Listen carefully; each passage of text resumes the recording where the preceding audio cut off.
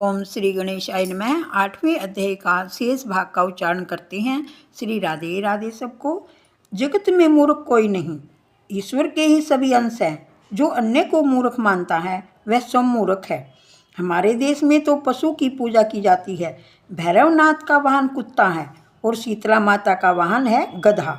अतः कुत्ता और गधे भी तिरस्कार्य नहीं है। ईश्वर चैतन्य रूप से सभी में है। अतः तुम अनुभव ऐसा करो कि ऐसे स्वभाव वाले की प्रत्येक क्रिया भक्ति और ज्ञान में होगी। नरसिंह भगवान ने प्रकट होते समय गुरु शब्द का उच्चारण किया था। यह सच है कि ईश्वर सर्वत्र है, किंतु जब तक सदगुरु की ओर से दिव्य दृष्टि न मिले तब तक ईश्वर के दर्शन नहीं किए जा सकते। जो जितेंद्रिय है वही स्वतंत्र है। स्वातंत्र्य मनुष्य को स्वेच्छाचारी बनाता है। अतः स्वतंत्र और स्वच्छंदी न बनो। बुद्धि का कभी विश्वास मत करो। किसी संत को गुरु बनाकर उसके अधीन रहो जो तुम्हें पाप करने से रोके। ऐसे किसी संत के अधीन रहो। गुरु करना ही चाहिए, किंतु गुरु बनाने के पूर्व अच्छी तरह से यह सोचना परख लेना चाहिए कि जिस व्यक्ति को तुम गुरु बनाने जा रहे हो वह योग्य और सुपात्र भी है या नहीं। किसी ने कहा है, पानी पीना छान के, गुरु करना जान के। श्री राधे राधे। वर्तमान जगत में किसी महापुरुष में यदि तुम्हें श्रद्धा नहीं है तो प्राचीन महात्माओं को ही गुरु मानकर उनके अधीन रहो। महापुरुष अमर होते हैं। शंकराचार्य और वल्लभाचार्य जैसे संत अमर हैं। उन्हें गुरु मानकर उनकी सेवा करो और उनका आश्रय भी लो। गुरु के बिना कल्याण नहीं हो सकता। श्री राधे राधे। किसी संत के चरणों का आश्रय लेने पर सदगुरु कृपा करेंगे।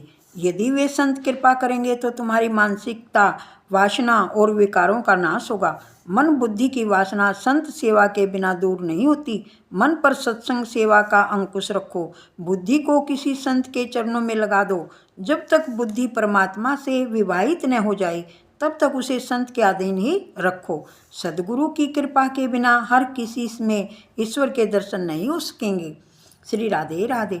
जगत में वैसे तो कई संत हैं, किंतु उन सभी पर हमारे कल्याण का उत्तरदायित्व नहीं है। हम जिसे गुरु बनाए वही संत हमारे कल्याणार्थ उत्तरदायी हैं। शीघ्रता से बिना सोचे समझे किसी का गुरु बनना भी अच्छा नहीं। गुरु बनने से शिष्य के पापों का उत्तरदायित्व गुरु के नाम पर आ जाता है। शिष्य के पापों का न्याय करने के समय गुरु को भी वहाँ बुलाया जाता है और उनसे पूछा जाता है कि उन्होंने शिष्यों को पाप करने से रोका क्यों नहीं, उसे सन्मार्ग पर क्यों नहीं ले जाया गया। तब शिष्य के साथ साथ गुरु को भी दंडित होना पड़ता है। मंत्र, माला और मूर्ति गुरु बार बार बदलना ठीक नहीं। अपनी माला किसी को भी मत दो। श्री राधे राधे। नरसिंह स्वामी का प्राकट्य स्तंभ में से हुआ। तुम ही सोचो वे स्तंभ में कैसे रह पाए होंगे। स्तंभ तो ठोस था, पोला नहीं। ठाकुर जी अंदर कैसे रहे होंगे। ठाकुर जी तो उस स्तंभ में सूक्ष्म रूप में बसे हुए थे, पर प्रहलाद जी की भक्ति से आकर्षित होकर उन्होंने स्थूल रूप धारण किया। प्रहलाद जी का प्रेम इतना शक्तिशाली था, प्रभु को सूक्ष्म रूप छोड़कर स्थूल रूप धारण करना पड़ी। राधे राधे। शिव जी उमा जी से कहते हैं, अगुण अरूप अलख अज जोही, भगत प्रेम बस सगुण सो होई। अर्थात जब सभी देव सोच रहे थे कि प्रभु कहाँ मिलेंगे तो शंकर भगवान ने कहा था, हरि व्यापक सर्वत्र समाना, प्रेम त प्रकट हो ही मैं जाना। अतिशय प्रेम के बिना प्रभु अपने स्वरूप का दर्शन नहीं देते। प्रभु के साथ प्रेम करना ही होगा। सगुण ही अगुण ही नहीं कछु भेदा। अर्थात प्रहलाद जी की प्रेम भक्ति से आकृष्ट होकर भगवान निराकार से साकार बन गए। श्री राधे राधे। बुद्धि जब तक सूक्ष्म नहीं हो पाती उससे ईश्वर का चिंतन नहीं हो सकता। परमात्मा प्रेम के कारण ही साकार रूप धारण करते हैं। परमात्मा निर्गुण भी हैं और सगुण भी। निर्गुण और सगुण तत्व एक ही हैं। निर्गुण ही सगुण बनता है। प्रभु स्थूल भी है और सूक्ष्म भी। वे कोमल भी हैं और कठोर भी। वेदांती मानते हैं यह सब धर्म माया के कारण आभाषित होते हैं। वैष्णव आचार्य मानते हैं विरुद्ध धर्माश्रयी परमात्मा है। वे नरसिंह स्वामी हिरण्यकशिपु के प्रति कठोर हो गए थे। वे ही प्रहलाद के कारण कोमल हो गए थे। श्री राधे राधे। ज्ञानी पुरुष सभी में भगवत दृष्टि देखते हैं।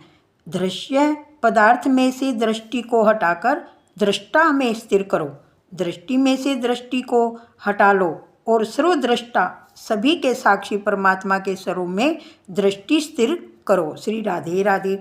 एक थे महात्मा, उन्हें भी जो दिखाई देता था ईश्वर में दिखाई देता था। उन्हें निकट आकर एक गृहस्थ ने कहा, मैं ईश्वर के दर्शन करना चाहता हूँ। श्री राधे राधे। श्री राधे राधे। महात्मा ने कहा, समझ लो कि तुम भी ईश्वर ही हो। गृहस्थ ने कहा, मैं विश्वासपूर्वक कहता हूँ कि मैं ईश्वर नहीं हूँ। महात्मा ने कहा, तुम ईश्वर का दर्शन करना है ना, अतः तुम यदि ईश्वर नहीं हो तो तुम्हारे सिवा जो भी कुछ दिखाई देता है उसी को ईश्वर मान लो। जगत में जो भी दृष्टिगोचर होता है उसमें ईश्वर का दर्शन करो, ऐसा ही मानकर सारा व्यवहार करो। गृहस्थ ने वैसा ही किया तो उसका पाप कार्य अपने आप ही रुक गया, उसका व्यवहार शुद्ध हो गया। श्री राधे राधे। एक बार उसी गृहस्थ ने फिर महात्मा से पूछा, सब में ईश्वर है, ऐसा अनुभव करने से शांति तो मिलती है, किंतु कभी कभी ऐसी शंका भी होती है कि ये सब जो दिखाई दे रहा है उसमें ईश्वर नहीं, तो मैं क्या हूँ और मैं क्या करूँ। महात्मा समझाने लगे, यदि तुझे लगता है कि जो कुछ दिखता है उसमें ईश्वर नहीं और तुझे ईश्वर के दर्शन भी करने हैं तो अब ऐसा कर कि जो कुछ दृश्यमान है उसमें ईश्वर नहीं है, ऐसा मानकर सभी कुछ का मोह छोड़ दे। दृश्यमान के साथ प्रेम न करे, दृश्य वस्तु ईश्वर नहीं, तू दृष्टा के साथ प्रेम कर। संसार के दृश्यमान पदार्थों के बदले दृश्य के दृष्टा के साथ प्रेम कर। अब जो दृश्यमान है वह ईश्वर है, वो ईश्वर दृष्टा है, ऐसा मान। ईश्वर दृश्य नहीं है, दृष्टा है। वेदांत कहता है ईश्वर दृश्य नहीं अपितु उसके दृष्टा हैं। ईश्वर में दृश्य तत्वों का आरोप माया के कारण होता है। जो व्यक्ति सर्वदृष्टा में दृष्टि स्थिर करे उसे प्रभु मिलते हैं। महात्मा ने दो मार्ग बताए, जो दृश्यमान है वह ईश्वर है, जो अदृश्य है वह ईश्वर है। ईश्वर दृष्टा है जो सभी का दृष्टा और सभी का साक्षी है। श्री राधे राधे। उसे आसानी से कौन जान सकता है। पूर्ण वैराग्य के बिना ज्ञान अनुभव नहीं हो पाता, अतः हम साधारण मनुष्यों के लिए तो भक्ति मार्ग ही अच्छा है। यह जो कुछ दृश्यमान है सब ईश्वर में है।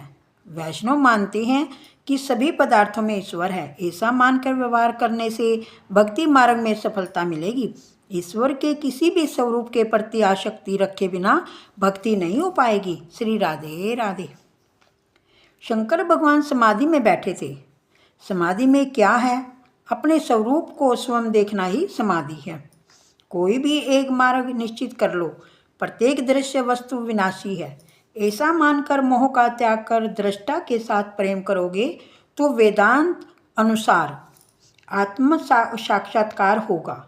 दृष्टा में दृष्टि स्थिर करो अथवा प्रत्येक पदार्थ में ईश्वर का अनुभव करो। श्री राधे राधे। 8वां अध्याय संपूर्ण हुआ। श्रीमन नारायण नारायण हरि हरि, भजमन नारायण नारायण हरि हरि। तेरी लीला सब में नारी नारी, हरि हरि, भजमन नारायण नारायण हरि। श्री राधे राधे सबको।